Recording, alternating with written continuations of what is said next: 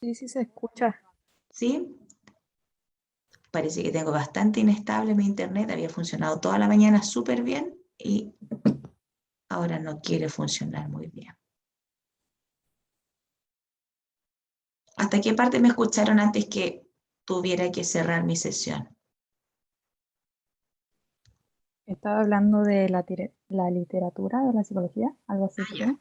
Ya. Voy a mantener la pantalla, o sea, perdón, la cámara apagada para que me puedan escuchar bien y no se me corte el internet. Ya, aparece ahí donde dice Historia y Desarrollo de la Psicología Social.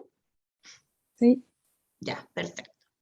Ya, yo les estaba explicando que la psicología, ya les conté la otra vez que la psicología siempre había estado como en tela de juicio y en cuestionamiento respecto de si era o no era una ciencia, porque el objeto de estudio, que en este caso es el ser humano, es indefinido, ¿ya? Indefinido no es algo preciso, no todos los seres humanos reaccionan de la misma manera, no todos tienen la misma manera de pensar, sentir, actuar frente a los mismos eventos. Entonces, en base a eso, siempre estuvo en cuestionamiento si era o no una ciencia. No obstante, los psicólogos de la época empezaron a darse cuenta de que las personas que empezaban a ir a terapia, por lo general, eran personas que tenían algún tipo de trastorno psiquiátrico, estamos hablando hace 100, 150 años atrás.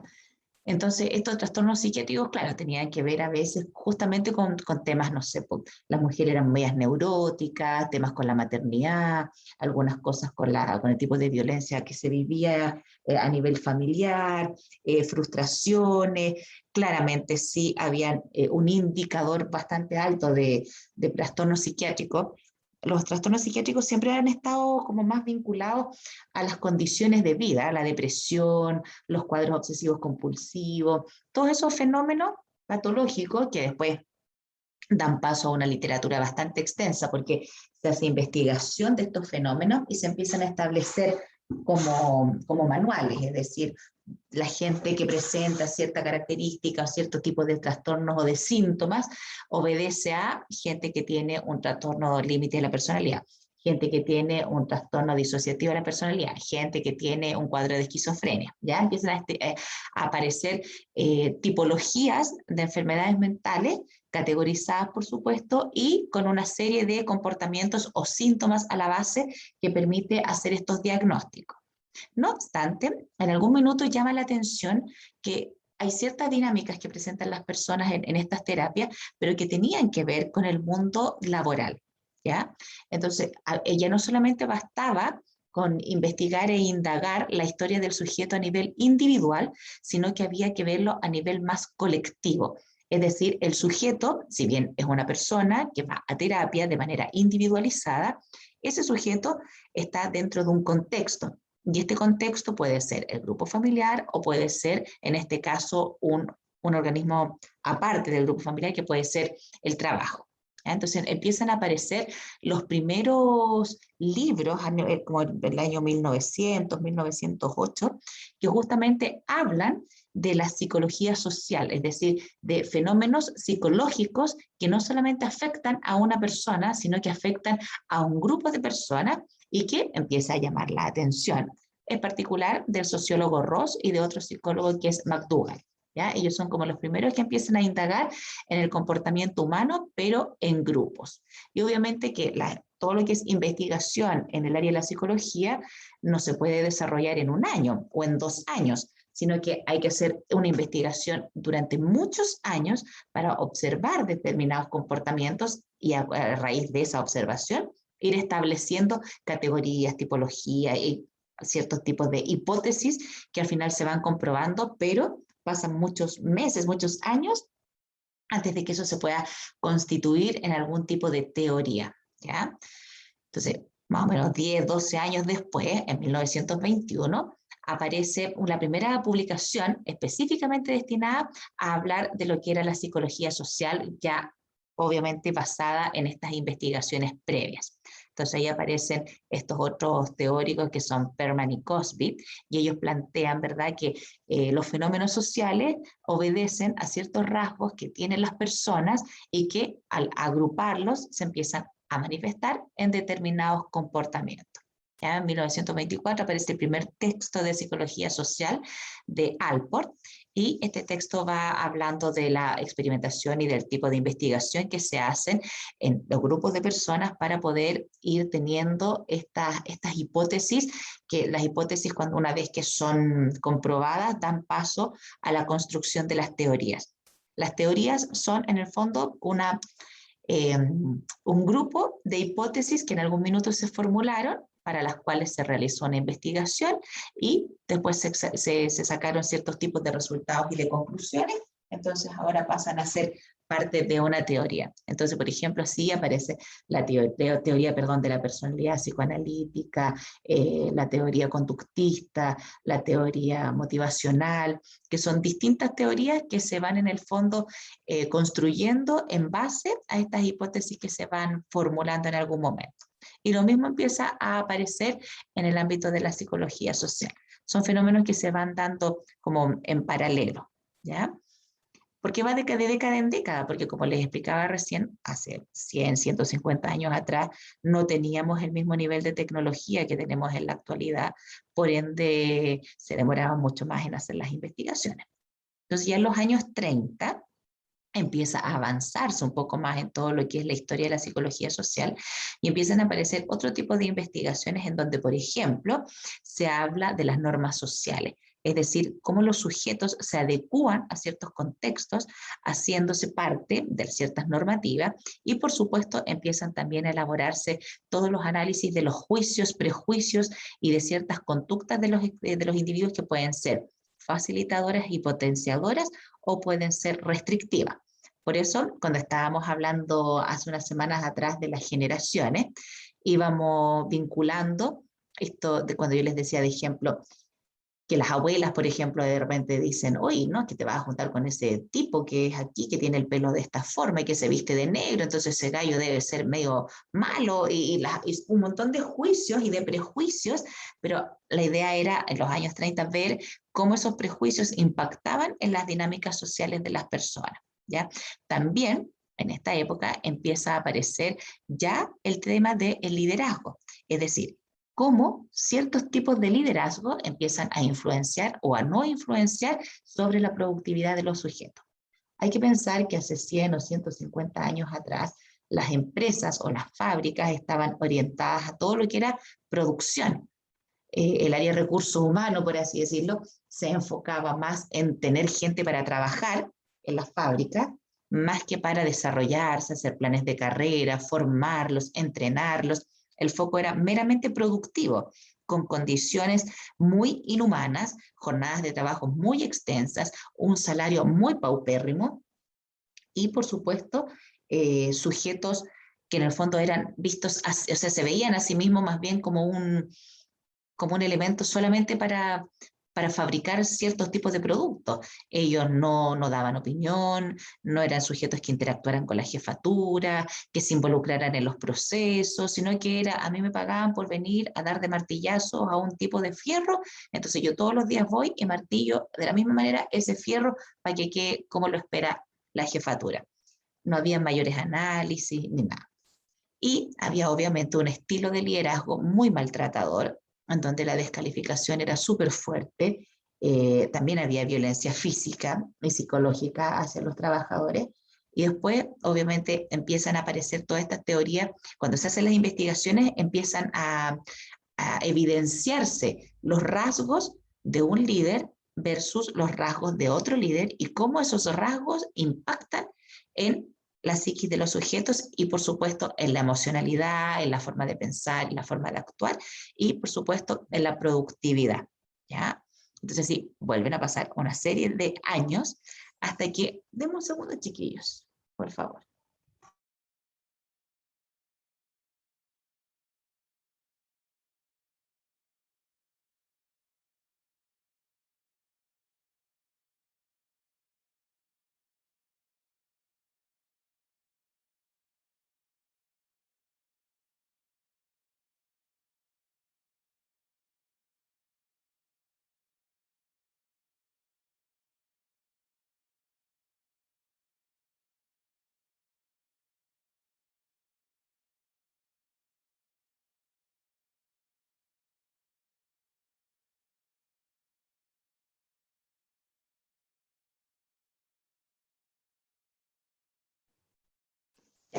entonces les explicaba que van avanzando los años y ahí empieza a darse cuenta los teóricos, en este caso el primero que plantea el tema de la dinámica de los grupos es Kurt Lewin, que empieza a evidenciar cómo ya no solo la figura del líder impacta en la psicología productiva de la persona, sino también cómo el grupo en sí va impactando en la comunicación, en los cambios de actitudes, en la forma de hacer el trabajo. Entonces hay un liderazgo que si bien es formal por una jefatura, hay otro tipo de liderazgo que es un liderazgo emergente de alguno de los pares de los otros compañeros de trabajo, que a lo mejor no está oficialmente instaurado porque no es el jefe, pero se empiezan también a hacer estas investigaciones en función del comportamiento que tienen estos sujetos. Y obviamente que ahí aparecen todos los temas que tienen que ver con la personalidad autoritaria, con la personalidad más permisiva, con la que es más conciliadora y negociadora, porque ahí se van viendo el impacto de estos estilos de liderazgo más fuertemente desarrollados en esta dinámica que ya no solamente tiene que ver con la productividad del sujeto, sino que también tiene que ver con la dinámica de la motivación, ¿ya? Y así es como empiezan a darse un montón de experimentos hasta que llegamos a ese DH, ¿se acuerdan del de conformidad social? En donde las personas, con tal de ser integradas, de sentirse parte, de sentirse acogidas, van de alguna manera asumiendo las dinámicas de pensamiento y de funcionamiento de los otros sujetos con el propósito, por supuesto, de no ser excluidos, ¿ya? Hasta los años 50 seguíamos en una dinámica bastante anticuada, en donde como que el foco, como decía hace un ratito atrás, es solamente reclutar gente para trabajar. Los profesionales eran muy pocos dentro de las organizaciones, era mucho más la masa productiva de las fábricas, la masa productiva en faena, gente que trabajaba en los campos, en las industrias, agroindustrias. Obviamente que había niveles de tecnología adecuadas para esos años. Por ejemplo, acá en Chile, desde muchos años existen ciertas compañías. ELA, allá en el Belloto, Carosi en Santiago, Ambrosoli acá en la quinta región, Cambiaso Hermanos también es una empresa que es antigua. Bueno, muchas de ellas lamentablemente han quedado como súper pegadas con dinámicas, antiguas de funcionamiento. Muchos otros no, pues, han tenido una buena evolución del recurso, de las dinámicas de recursos humanos, en donde se ha ido haciendo mucho trabajo y mayor inversión para poder saber cómo abordar ciertas dinámicas, ¿ya? En la época de los años 60 y los años 70 hay todo este tema del despertar de la conciencia en función de la guerra, del trato inhumano a las personas. Entonces, por ejemplo, en la época del 60 empieza como a alcanzar la mayoría de edad todo el tema de la psicología social porque empieza a aparecer estos movimientos sociales que apoyan o desaprueban ciertos tipos de comportamiento dentro de las fábricas o de las organizaciones. Y ya aquí empiezan a haber cambios mucho más acelerados en este ámbito. ¿Por qué? Porque de cierta manera mejora un poquito la tecnología. Como digo, la tecnología uno la puede evaluar como evolucionada o no, de acuerdo al momento, al momento contextual en el cual las personas están situadas y lo están viviendo. Hoy en día podríamos decir estamos súper aventajados en términos tecnológicos, pero en 20 años más, cuando miremos en retrospectiva, vamos a decir, oye, en realidad no era nada en comparación a lo que estamos logrando en 20 años más adelante, ¿ya? Entonces, en esta época de los años 60 aparece todo este tema de que empieza a haber un mayor despertar del darse cuenta de ciertas prácticas como positivas y de otras prácticas que no son para nada positivas, ¿ya? Ahí toman fuerza los psicólogos sociales, los psicólogos clínicos también, hablando de todo lo que es trastornos emocionales, a veces también gatillados por el tipo de trabajo. Entonces ahí uno va diciendo, bueno, la psicología se empieza a meter en los distintos ámbitos de las vidas de las personas, ¿ya? Empieza como hay harta investigación y aparecen las primeras grandes teorías, hay una explosión del conocimiento en este tipo de áreas. Hay cosas que a lo mejor uno ahora las mira en retrospectiva y dice, bueno, es como que era casi como de sentido común ciertas cosas, no obstante, por algo daban pie en ese momento a cierto tipo de investigaciones, porque en esa época Acuérdense que hay cosas que no se cuestionan, que se asumen que son como normales, que se validan ciertos tipos de comportamiento, por ende, no había, o sea, si bien había un despertar de la conciencia, no había un amplio desarrollo respecto de lo que sí o lo que no es adecuado hacer en términos laborales, ¿ya? Y en la época de los años 70, con esta cuestión de la revolución de las flores, los hippies y todo lo que pasó con los movimientos posguerra y todos los avatares que vienen, sobre todo en Estados Unidos y en Europa, empiezan, por supuesto, a aparecer todo el tema de la psicología enfocada en los géneros, en temas de diferencia y distinción de género, en todo lo que es como los trastornos sexuales, empieza a haber conciencia del tema de la paz y amor y todo lo que es como la ecología. Entonces empiezan a aparecer otras corrientes, ¿ya? Otros intereses en los sujetos que también dan pie a ser objeto de estudio para decir, bueno, ¿por qué esta gente es tan enfocada en el tema ambiental? ¿Por qué esta otra gente está tan enfocada en ser discriminadores con respecto al, no sé, a la tendencia sexual? ¿Por qué estos otros grupos tienen tan fuerte este tema de que los hombres sí, las mujeres no, para ciertos tipos de temas?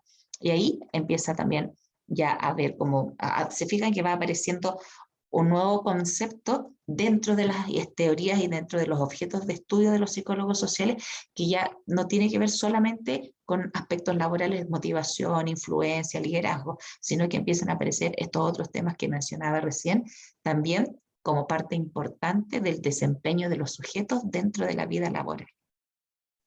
En los años 80 ya aparece una revolución bastante fuerte porque, bueno, está todo el tema como de la masificación de cierta información, se habla de harto como de la década de los 80, porque por supuesto que a nivel social, musical, cultural, fue una época de bastante transición, de bastante emergencia, ¿ya? Emergencia de emerger, no de que algo urge. Entonces se observan las grandes tendencias que van configurando la psicología social. Hay un énfasis importante en la cognición, ¿ya? Por eso ahí dice la perspectiva cognitiva.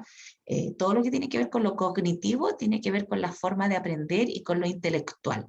Entonces empezamos a pensar y a indagar cómo las personas aprenden, cómo las personas significan ciertas situaciones, cómo los sujetos van internalizando determinadas temáticas, ¿ya? Y obviamente que a la medida que se van haciendo nuevamente esas investigaciones y se van confirmando las hipótesis, empieza a aparecer todo este tema como de cómo enfocar, por ejemplo, las terapias para poder dar solución a ciertos tipos de problemas prácticos que los sujetos viven y que de repente son de fácil resolución, ¿ya?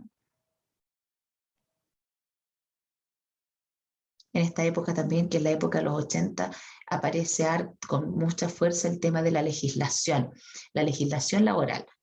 Toma más fuerza los sindicatos, toman más fuerza el poder decir las cosas, empiezan las primeras capacitaciones en formación de habilidades blandas. Entonces, ya ahí como que en las organizaciones ya no solamente está el foco puesto en lo productivo, como había sido las décadas anteriores, sino que empieza a ponerse por primera vez el foco y el énfasis en las personas, ¿ya? Entonces, por eso hablamos del tema de la cognición, porque me interesa saber cómo hacer como organización para poder hacer que las personas aprendan mejores tecnologías, se adecúen a los cambios, tengan una actitud más proactiva para poder desarrollar ciertos proyectos. Y ahí, obviamente, que todo lo que es teoría, por ejemplo, los psicólogos cuando hacemos las intervenciones en las organizaciones, no llegamos y levantamos la información y hacemos una teoría que nosotros, o sea, la aplicación de un trabajo, de un estudio que a nosotros se nos ocurra antojadizamente. Vamos siempre a buscar en la bibliografía cuáles son los elementos que necesitamos para poder llegar a determinados resultados. Y ahí vamos revisando investigaciones, a veces antiguas, a veces más actuales, respecto de cómo se vivencian ciertos fenómenos para que así nosotros podamos tener directrices de cómo enfocar el ámbito del cambio dentro de este aspecto en alguna empresa o en algún grupo humano. En los años 90, y ahí se ha avanzado bastante, se han hecho ya muchas investigaciones en el área social y en el área de la psicología. Hay una investigación que es súper buena que habla como de la emocionalidad de los sujetos, ya no solamente tiene que ver con cómo los sujetos aprenden y cómo los sujetos interpretan, sino que cómo los sujetos sienten respecto de ciertos temas. Y por supuesto, considerando esa emocionalidad en todo lo que es la transversalidad dentro de una organización, porque como hay mayor conectividad a través de las distintas redes de comunicación de ese momento, aparece todo el tema de la multiculturalidad, la diversidad social, la integración de personas que no son de nuestros propios orígenes, el aprendizaje, la gente empieza a ir a investigar, o sea, perdón, a cursos o a charlas, no sé, pues en otro país, empiezan como, las personas empiezan a formarse y aprender aún más y mejor de aquellas prácticas que se han implementado en otros países y que en esos países han tenido buenos resultados. Ahora en Chile, lamentablemente, muchas de las dinámicas que ocurren en Estados Unidos y en Europa, a veces cuesta llevarlas a la práctica acá, yo ya lo he tirado a veces como un poco medio broma, medio en serio, eh, que tenemos una naturaleza bien particular los chilenos. Nosotros estamos aislados del resto del mundo por una tremenda cordillera, por el otro lado por el océano, somos bastante evolucionados para algunas cosas más que otros países, pero aún así en muchas cosas culturales, de relaciones interpersonales, todavía nos cuesta. Entonces eso por supuesto detiene y enlentece el desarrollo, ¿ya? Empiezan a llegar por primera vez en la década de los 90 con el retorno a la democracia. Empiezan a llegar personas que son retornados políticos, que vivieron en el extranjero y que también vienen con otras dinámicas culturales, a lo mejor mucho más pro que las de nosotros. En Chile se empiezan a impulsar ciertos cambios. Empieza a ver todo este tema de los fenómenos también migratorios. Por ejemplo, es distinto tener una empresa en un año específico donde solamente trabajan chilenos, a cómo en esa misma organización, 3 años después, tenemos chilenos, colombianos, venezolanos, porque eso obviamente implica un cambio en la dinámica cultural de la organización. ¿Y por qué?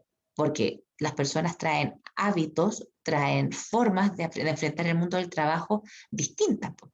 Entonces, todos esos fenómenos que se van, todos los fenómenos sociológicos van aparejados de la mano con cambios tecnológicos, sociales, culturales, políticos y económicos, siempre pensando en un avance, y en la medida que se va avanzando en lo económico, lo tecnológico, lo político, lo cultural, el ser humano debiese también ir evolucionando, ¿ya? Las prácticas de los años 90 empiezan a enfocarse un poco más en los beneficios, en el bienestar de los colaboradores, empieza este concepto de ciertas celebraciones, el Día de la Madre, el Día del Niño, aparecen ciertos bonos, bonos de vacaciones, las vacaciones que sean ojalá lo más legal posible, porque hubo una época hace muchos años atrás, en la época de los 80, que de repente la gente pasaban años y años y años y no se había tomado vacaciones. Pues. Entonces acumulaban como 3 meses de vacaciones y tampoco te los podías tomar porque nadie se podía desaparecer por 3 meses del trabajo. Entonces en la época de los 90 se empieza como más a fiscalizar y a regularizar todo este aspecto. Hoy en día, desde los años 90 al 2000, 2010, los mayores avances en el área del recurso humano tienen que ver, o de la psicología social aplicado al trabajo, tienen que ver con la flexibilidad del trabajo, la flexibilidad horaria, la posibilidad de tener un tiempo de trabajo compartido entre lo que es estar en oficina y lo que es estar desde la casa. Eh, Trabajar ya no solo por las tareas y funciones que se te asignan, sino que también empieza a aparecer todo este concepto de trabajar por objetivos, de trabajar por metas, en donde en realidad me van a pagar acorde a las metas que yo cumpla y a los objetivos que yo logre trazar. Mientras que antiguamente el trabajo era una cantidad de plata por tales funciones cumplidas al final del mes, ¿ya? O por hacer tales y tales cosas. Da lo mismo si yo cumplía o no cumplía la meta, porque la plata iba a ser la misma.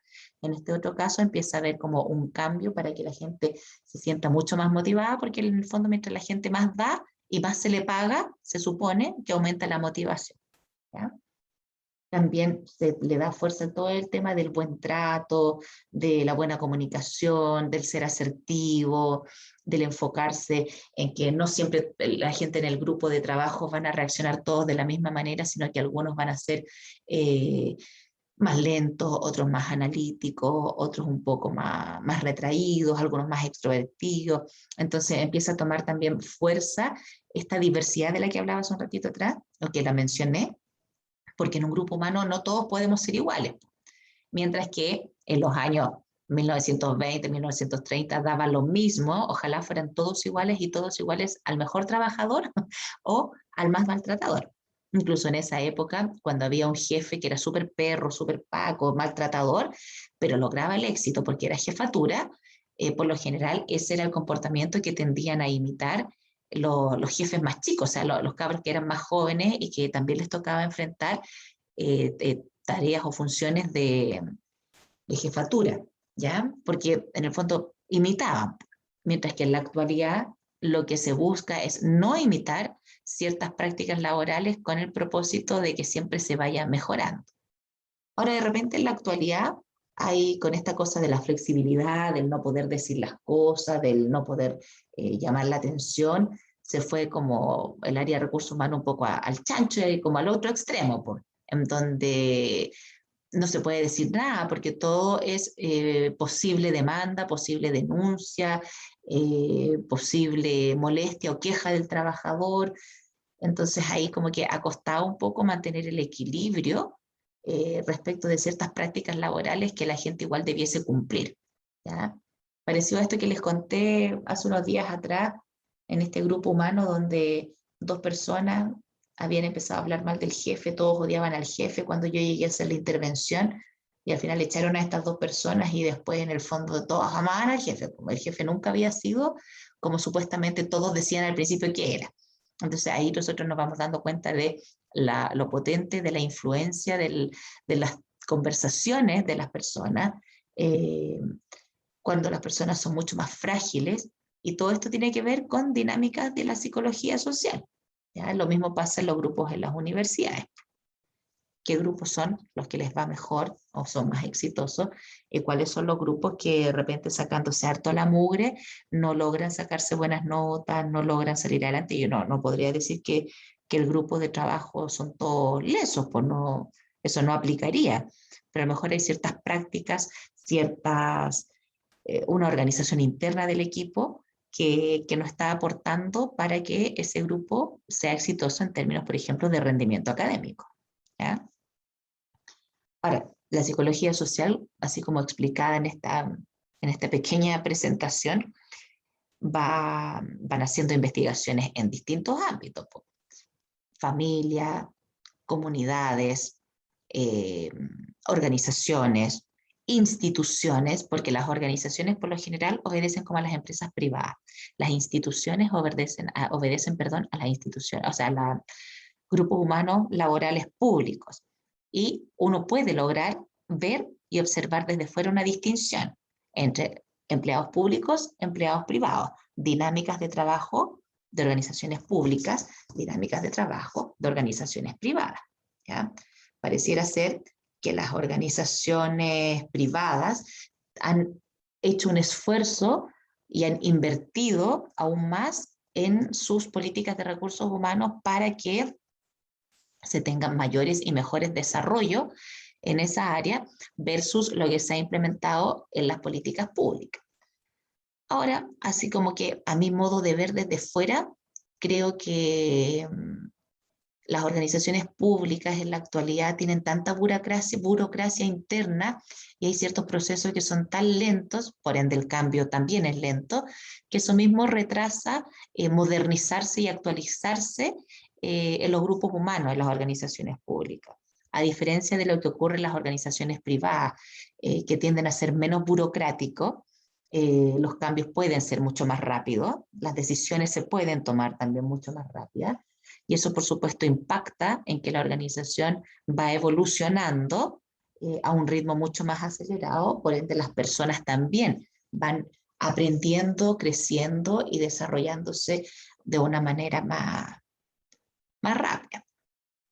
Estamos claros que no todos, pero sí se observan de repente fenómenos que debiesen darse de la misma manera tanto en lo público como en lo privado, pero la burocracia es la que le resta agilidad. Y en investigación social en la actualidad, el foco está puesto más que en el rendimiento y en la producción, está puesto en el énfasis de que el sujeto sea feliz con lo que hace, que se sienta satisfecho, que sienta que aporta, que siente libertad para poder expresar su punto de vista y plantear su opinión. Hay que de repente cuando también incluso tiene algún problema familiar, tiene la confianza para poder decir que no puede ir a trabajar ese día y que necesita hacerlo desde la casa o vía remota. Entonces, todo eso impacta en la motivación y si las personas están altamente motivadas, las personas van a ser, se supone, porque no siempre es así, pero la tendencia es personas altamente motivadas en el mundo del trabajo, personas más productivas en el mundo del trabajo. Mientras menos motivado te encuentres en el mundo del trabajo, menos productivo vas a ser. Y esa motivación tiene que ver con hartas variables, del sujeto, de su entorno, volvemos al tema de con quiénes vive, dónde se está como gestando esa persona, y por supuesto las características del trabajo y las posibilidades de desarrollo y crecimiento que aporta la organización. Entonces, las investigaciones hoy en día se han enfocado mucho más en eso. No sé si hay alguna consulta, duda, comentario.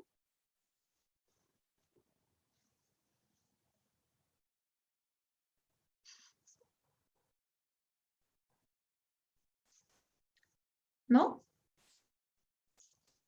¿Ninguna consulta, duda, comentario? ¿Queda claro lo que expliqué?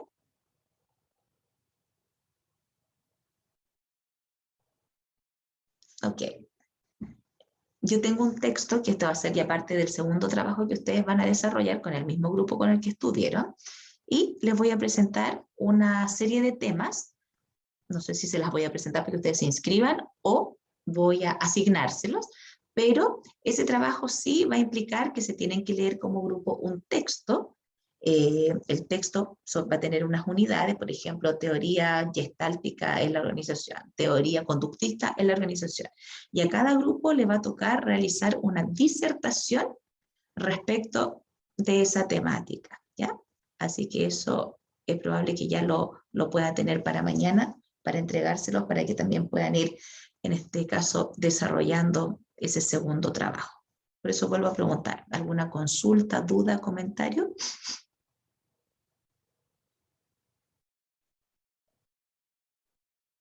¿No?